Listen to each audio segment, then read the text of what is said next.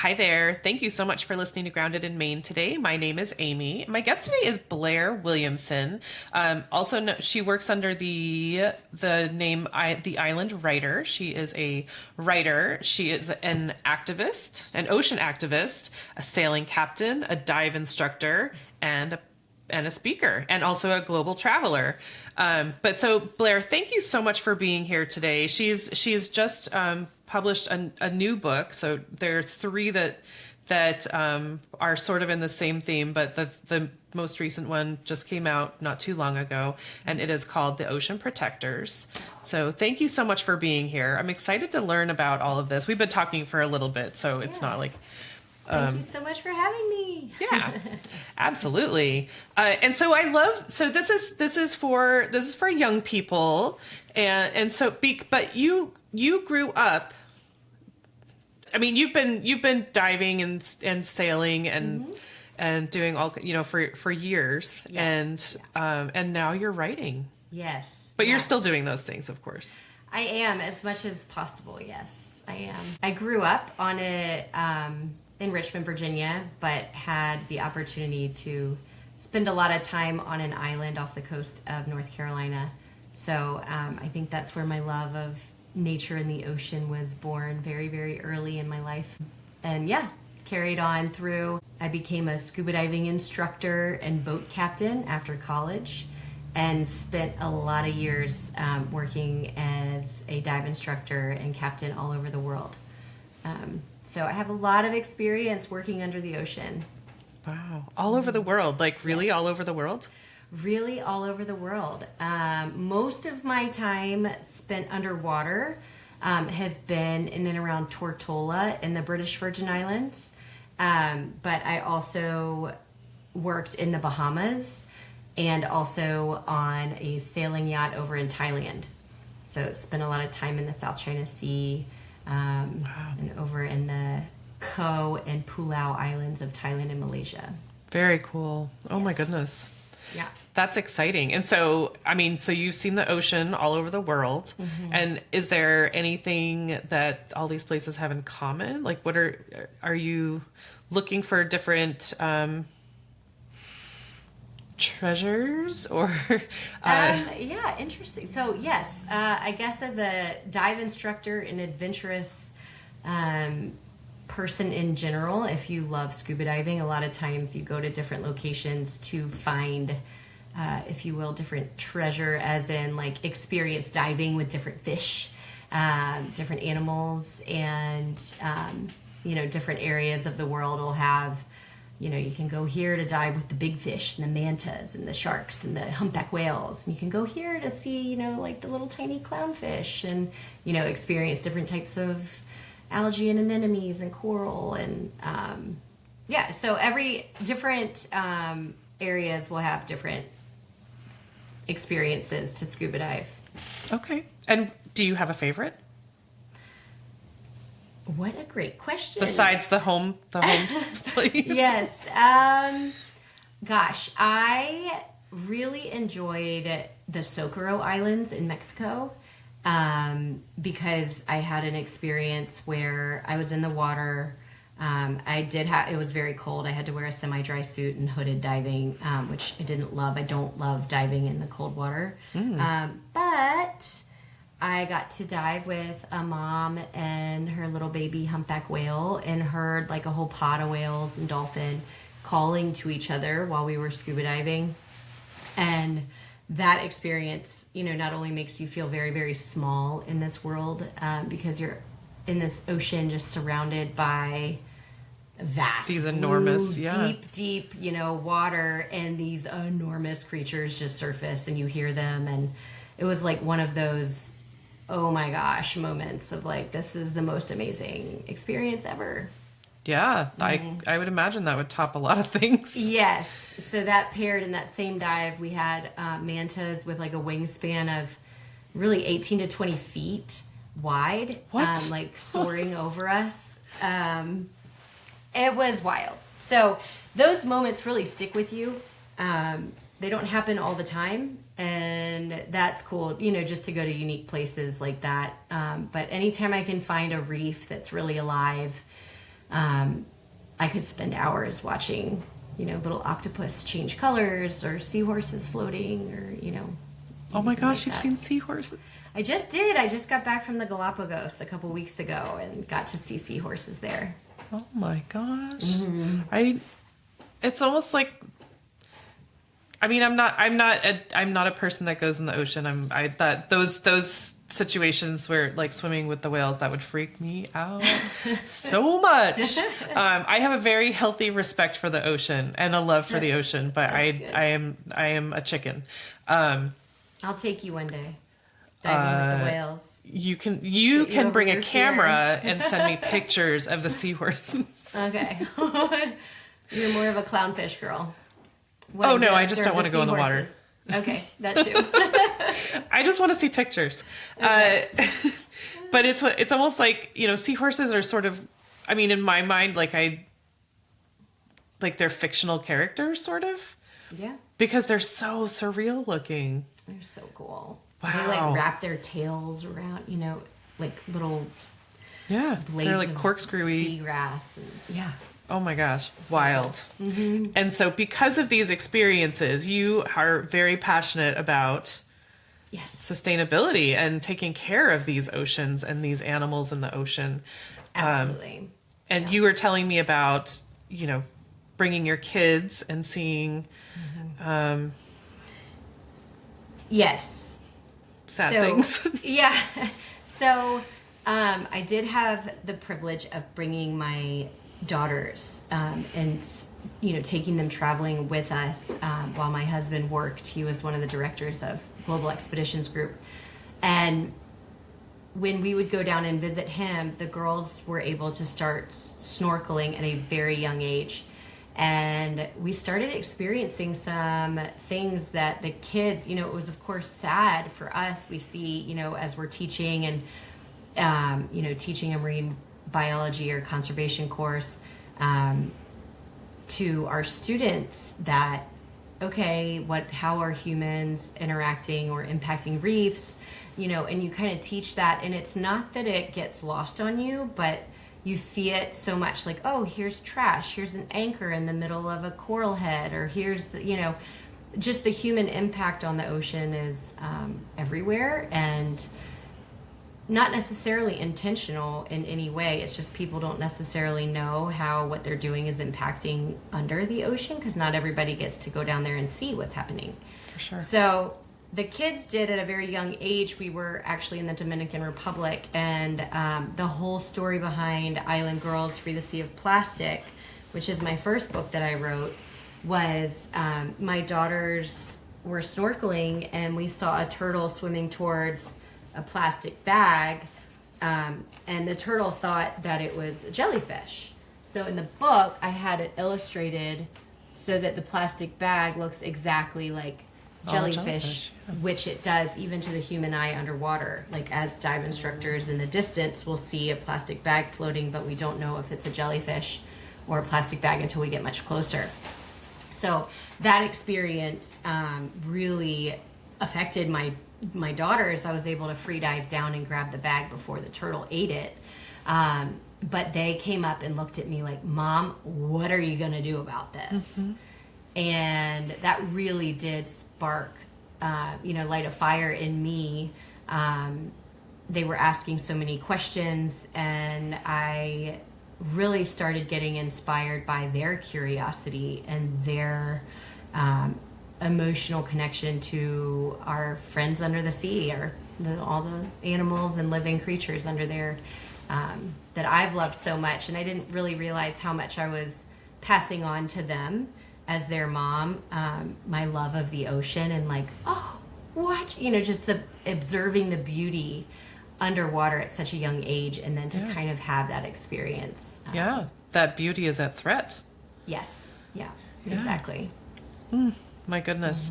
And we were saying before we hit record, like the power that children have over us. Like, Mom, what are you going to do about this? Right. Right. It's pretty crazy. And writing these books for kids has been very impactful, I think, for already, just because they start asking questions to their parents of like, well, what are we going to do to start helping with their mission and things like that. So yeah. Oh my goodness. Whew. And so then you wrote this book, and you have written 2 others since then. Yes. So one is called Birthday Bash, and the most recent, The Ocean Protectors. Yes, this is Birthday Bash, and this is The Ocean Protectors. Yeah. Yay. Do you want me to talk about them a little bit? Yes, please. Okay. So Birthday Bash is a little bit of a different book as far as the messaging isn't necessarily directly, climate fiction or ocean activism, but it's a humorous social emotional learning picture book about a little mouse that's having a birthday party, and there's a bug on his boat. And he essentially like totally freaks out and ends up like sinking his boat, and realizes at the end that in fact living in harmony with the bug on the boat is the best way. Right. And, if he had just left that bug alone, everything would be fine. Bug alone, everything would be fine. And so in the end scene here, there's still the bug in the cupcake. But again, just like a way to celebrate the ocean, inspire and ignite curiosity. It's a great book published by The Little Press, and that just came out in September 16th, illustrated by Taylor Woolley. And that's been a fun book because kids love humorous stories about the ocean. Sure. And then The Ocean Protectors is about coral bleaching. This book was inspired by our beautiful reefs bleaching. And the illustrator did an amazing job with all these whimsical illustrations. And the book, the whole idea was I wanted it to be like a transformational way for readers of all ages to visualize climate change. So essentially, they, through the illustrations of the book, then will experience a bleached reef. And it inspires the girls in the book to start spreading the word. They find out different ways to keep the ocean clean, biking and using paddle boating, rowboats more than motorboats. There's like scientists on the beach researching super corals. It's lots of different content for kids to like see and be like, ooh, what's that? Mm-hmm. Or I want to know more about that. So, over time they start seeing little pops of color come back to life in the book and through the illustrations. And it definitely ends with a message of hope that, there's still time and there's things that we can do. And of course, there's tons of back matter included in the back of the book for teachers and future learning. Oh, nice. Extended learning and educational resources for teachers, family, anybody who wants to learn more. That's wonderful. And so what exactly is coral reef bleaching? Yeah, so it's actually when the ocean rises by just even a single degree, the zooxanthellae, which is the algae that lives on the coral, leaves. So there's a lot of different ways that I show that in the book. Right here is like everybody's like Exodus, leaving the reef. Where are the fish going? But also, it's the act of leaving and all the animals leaving, but it's really what bleaches is that algae called zooxanthellae. And when they leave, the coral bleaches. That algae is what gives the coral color. Oh, interesting. Mm-hmm. And so the bleaching is the temperature change in the water. Yes. Okay. Or the acidity levels. Sometimes, there's an imbalance in the reef that like really disrupts them. A couple scientists have described it as like zooxanthellae are very picky and finicky. Like they like things just right. And if there's any sort of imbalance in the environment or change, they'll leave. And that is what bleaches the coral. Got it.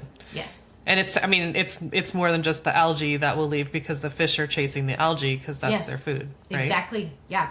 So when the algae leaves, then, the fish don't have much to eat. And then once those fish leave, then the big fish don't come. And, it's just like this never ending cycle of, okay, well, so we got to go back to the beginning here and like keep the zooxanthellae happy, keep that algae happy. And how my lack of understanding about the ocean, but like how do we fix it? Like, I mean, if it's temperature change, or you said acidity, so of course you said like paddle boats and stuff like that instead of motor boats, but like how do we stop the ocean temperature? Yeah, so this is like a very complex situation. Yeah. And I always like to tell everybody that has me as a guest or an author or anything, I am not a marine biologist or a scientist. So I love the ocean so much, and I want to be able to communicate what is happening and inspire people to learn more. Ways that like we can help ourselves. I know that. Okay. Yeah, so like super blooms happen when the water is warmer. And I don't know if you know about red tide in Florida. That causes the like big fish kills on the coast. We have it in Maine too. Okay. I feel like it smells bad. Very, very bad and very disruptive to the environment, clearly, with the amount of fish that die, and essentially the oxygen is taken out of the water as well because of all of the algae that super blooms. So all of these, it's very, very interconnected, and it's a big topic that needs to be discussed. Right. So it's like changing the pH. That just it just upsets everything. Yes.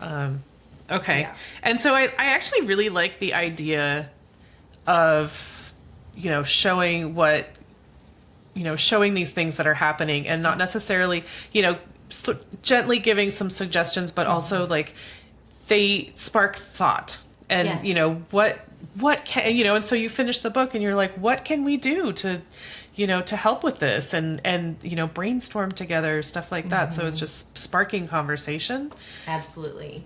It's been really great because it does leave people wondering of like, oh my gosh, wait a minute, there's something we can do, let's go do it, kind of thing. Yeah.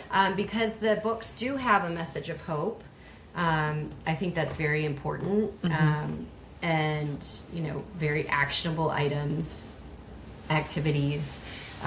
There's, I believe, 8 states who have banned single-use plastic bags. I know Maine used to be one of them. More, right? Yes, Maine was one of them, or is one of them. I'm not sure if it still is, but I mean before COVID, and then COVID canceled that out, and I'm not sure if they ever really got it back. Yeah. One of the cooler things that we did for kids at the Richmond Book Festival is we had the kids write letters to the local senators and local governors of your state, like, ban single-use plastic bags. Like, why haven't we done this? There's all these states that have. Like, can we join in on this awesome movement? And in all my travels, Europe is very ahead of the United States, and as far as like in the Mediterranean, they use cardboard, more like water bottles, glass water bottles. They're not using plastic nearly as much as we are. Right. They're saying this is a problem. We're just going to stop it. Yes. Like there's no like political back and forth. They're like, no, we're going to stop doing this. Yeah. Yes. So. I love that your the books are creating little activists and leaders, which is so important. It's just and I know that you were saying raising curious, empathetic global citizens. Yes. And that's exactly what that's doing, and just making people think about. Some people may think of the ocean as like, we see it in Disney movies and you see these colorful fish and everything, and you're like, oh, that's really nice, but no, these are real. They're real creatures, and they're at risk because we're not being more careful, and we're not thinking about them. Exactly. Yeah, it's been like a balance of like, I don't want to talk to kids, about climate with like overwhelming them. I really want to make sure I don't overwhelm them. So it's been like a lot about balancing honesty with hope. And finding a way where, kids are very perceptive, and they can feel when something matters, and so when I'm up there talking or, reading a book or something, they really do come out with like a light inspired, or, they're ignited and ready to do something about it. And I just love that. And they want to feel a part of the story. Right. So.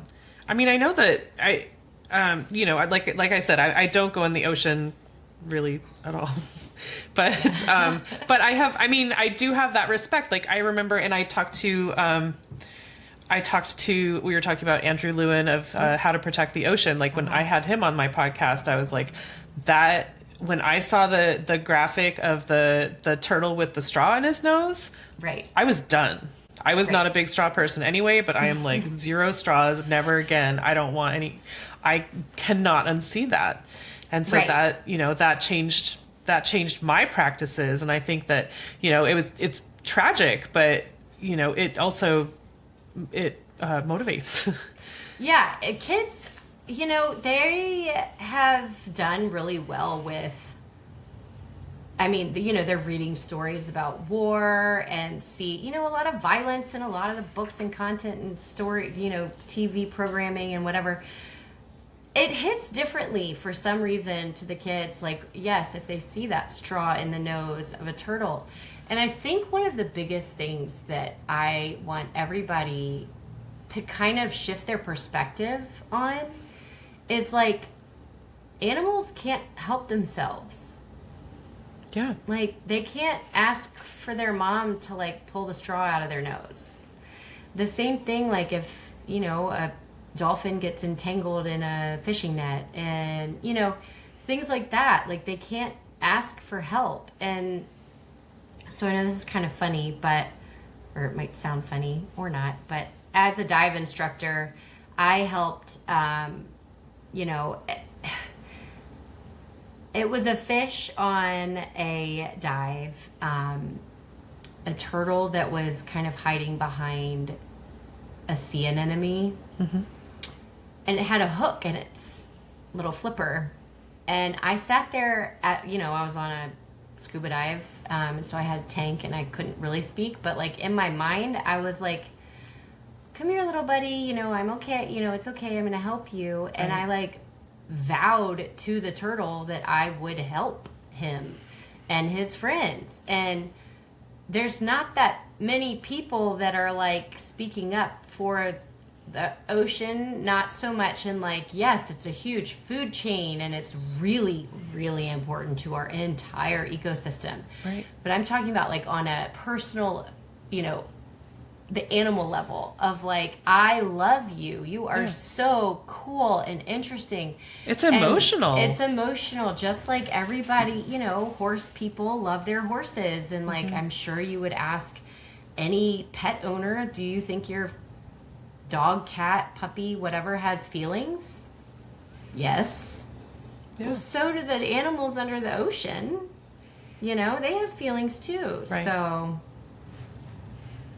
I'm just a sucker for making sure that they're taken care of because they cannot take care of themselves. Right. Well, and I think that also the fact that your books end with hope, it gives you some like, I can do something, not like, doom and gloom everything. You're just like, oh my gosh, like what did we do? And how do we, how can we get out of this deep hole or whatever? But like, you send people away with, like you said, but hope, but, it just gives you that that little motivation, like, okay, it's like a baton. Like, here are some things that we can do, and this will make you feel good.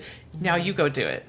Yeah, it really allows the kids to like become a part of the solution. Like they're not just inheriting a problem, that they are a part of the story. And it becomes like less about fear and more about connection, responsibility, and like even their small actions that give them, you know, a sense of agency to do what it is that their heart is telling them to do. Yeah. I love that you encourage kids to write letters. I think that's wonderful. I know. I really want to like create this whole huge movement where like, you know, one of the governors comes in one day and has like a stack of letters from and kids just being reads like, them and what are we doing? And like, why aren't you doing something about it? Can you imagine like a legislator in an office full of children and having the kids ask the questions? Exactly. Like, oh my gosh. What else is going to make them listen? For real. I mean, they're not listening to adults. Somebody's got to get through, and like, you know, these people that have children hopefully have hearts, and they'll be like, I can't say no to that. Right. But it gives so much energy to the topic. Like, you know, this is the next generation, and they're saying, and this is what they care about now, because they're now aware of an issue they didn't know about before. It's fairly simple. Like we can actually do something about this. Like, stop creating plastic bags. Like, we don't need to use them. They didn't used to be a thing.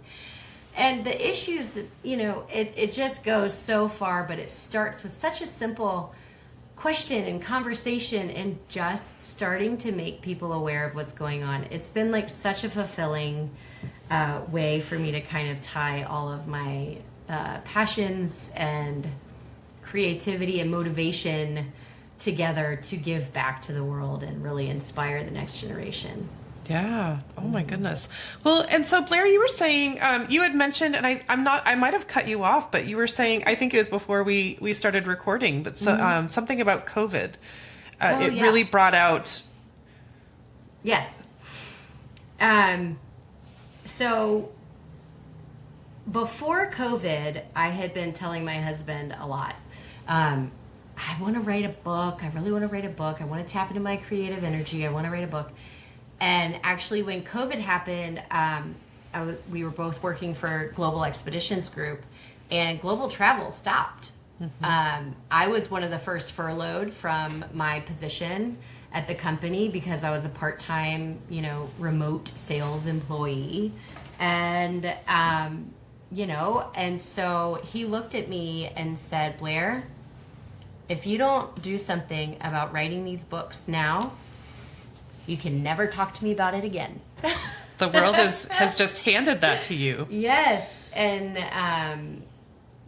that was the very first thing that I wanted to write about was, you know, kind of the story, or my family's story of the girls picking up the plastic bag.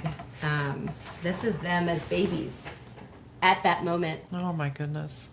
Seriously, babies. Yeah, babies. Like, they're very young. And we're in the Dominican Republic, and I'm like, well, a turtle just went to come eat this bag, and my mommy saved it, and what are we going to do about this? What about all the other turtles? Right. Like, I mean, there's so much plastic in the ocean. Yep. Yeah. So, yeah, it was that moment, and because of COVID, that I had the time and the motivation, and my husband really lit that fire under me. Right. And what is Global Expeditions? Is he still with them? I actually am still with them, working part-time in sales. But he and I both have been scuba diving instructors and captains for them. The biggest branch of our company is called Action Quest, and it's a teen education, experiential education program. Oh, wow. Located in the British Virgin Islands. And kids come down and learn about marine biology and oceanography and leadership training. It's unplugged programs where we certify them in sailing and scuba diving. Okay. I mean, that's a really cool thing to know about also. Yeah. Teens, if Yes, you're interested in teens, learning yeah. about the ocean or, you know, that. Experiencing really cool, beautiful part of the world. With the staff that work there are all very similar minded, amazing people who a lot of people go like working in the mountain skiing resort, ski instructors, and then in the winter, and then come down and be scuba diving instructors in the summer for us. It's cool. Wow. A That's lot of awesome. nature lovers, Yeah. a lot of activists. Yeah. That's awesome. We need it. Yeah. We need it all. Yes. And so let's see. I had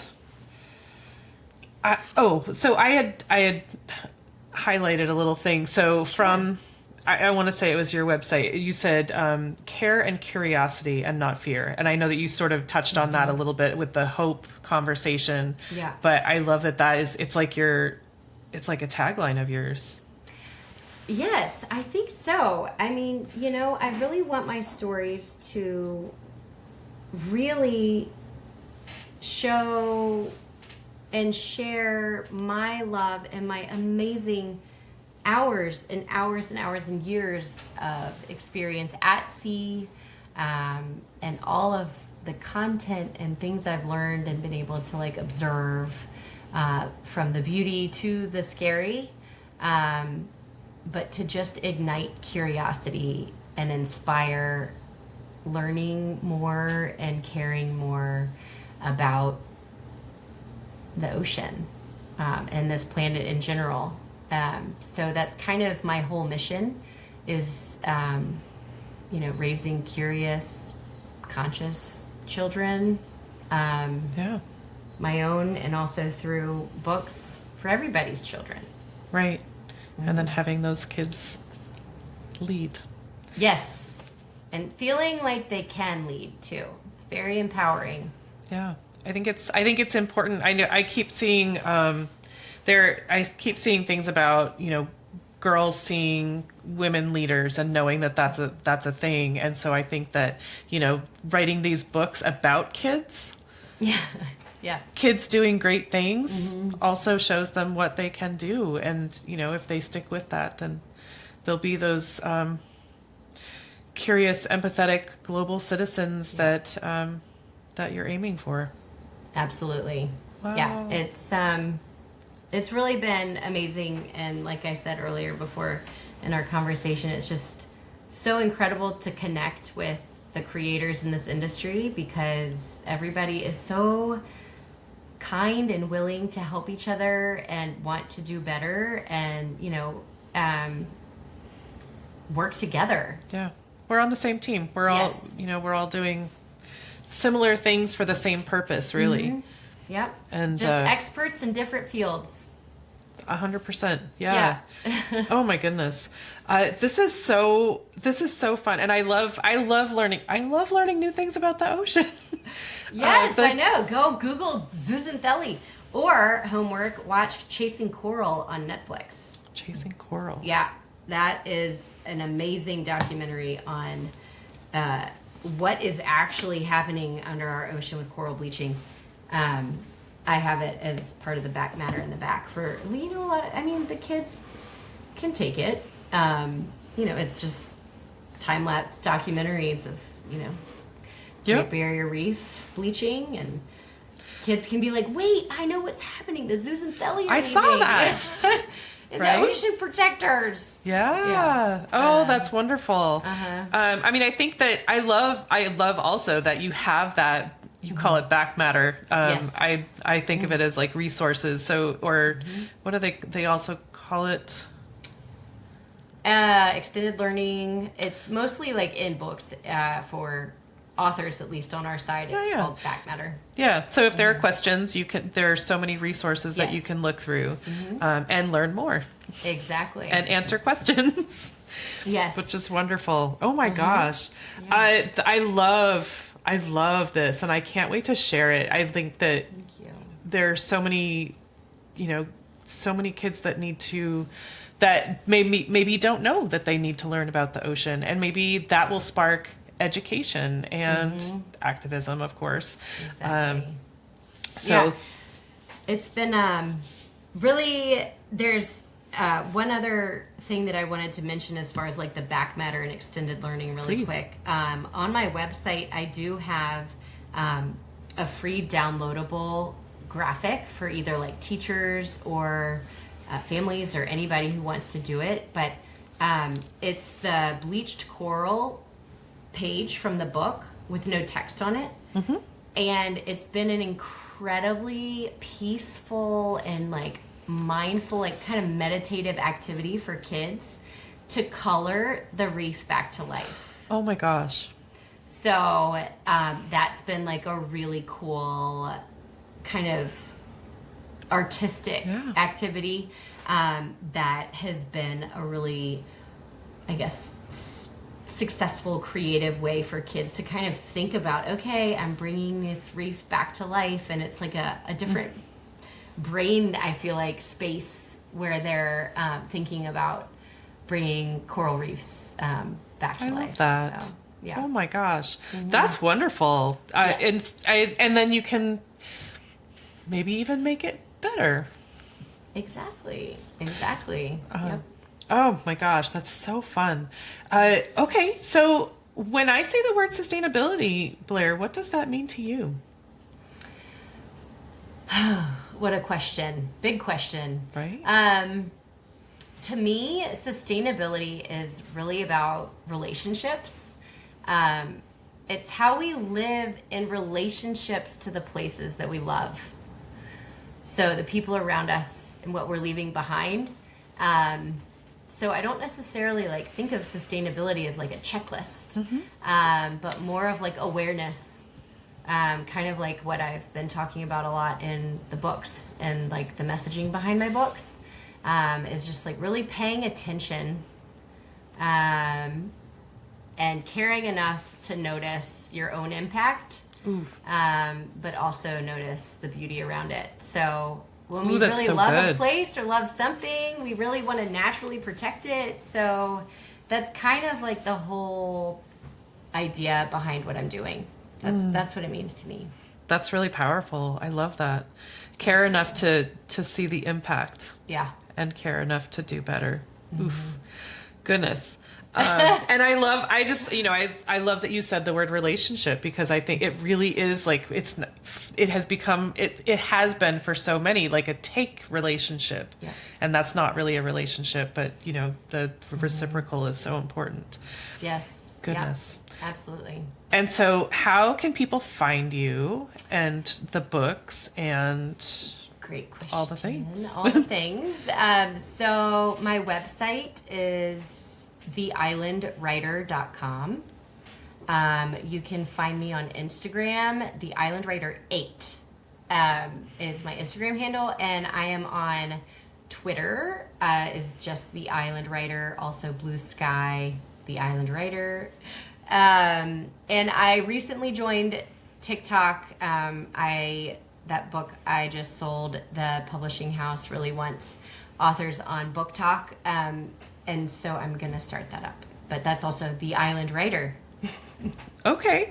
And you were saying that you just sent a book to be published. And can you tell us a little bit about that? Yes. Very exciting. It's about a little bee and a pirate that form the unlikeliest of friendships. The other books are all available on Amazon and bookstores. Please order them for your libraries, or I will have a full-blown like teacher kit. Actually, in the next 2 weeks for Earth Day, we're rolling out a whole curriculum that has been designed to go out for Earth Day, to celebrate Earth Day, and that'll be a free resource for all educators, parents, teachers. It's really cool with a whole slide deck and everything you could want. So that's all coming out next 2 weeks.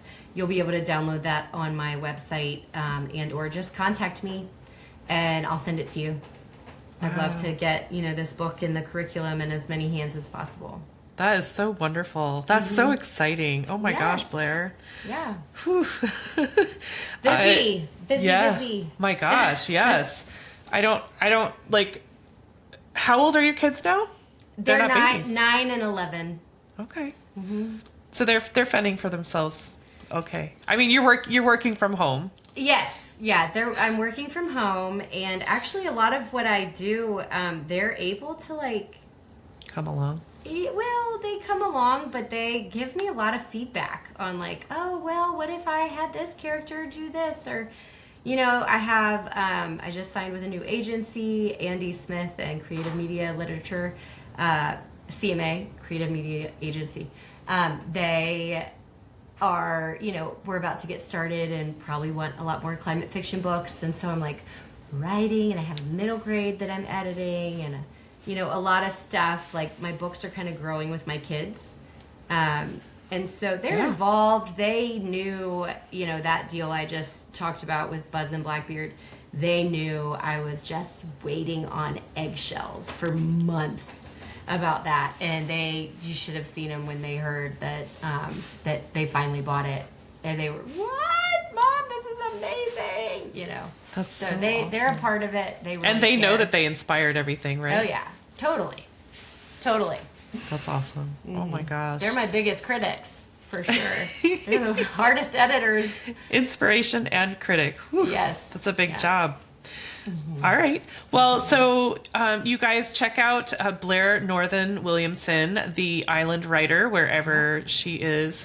You can go to the website and get the links for socials because, what is it? Island Writer 8 Island Writer. on Instagram?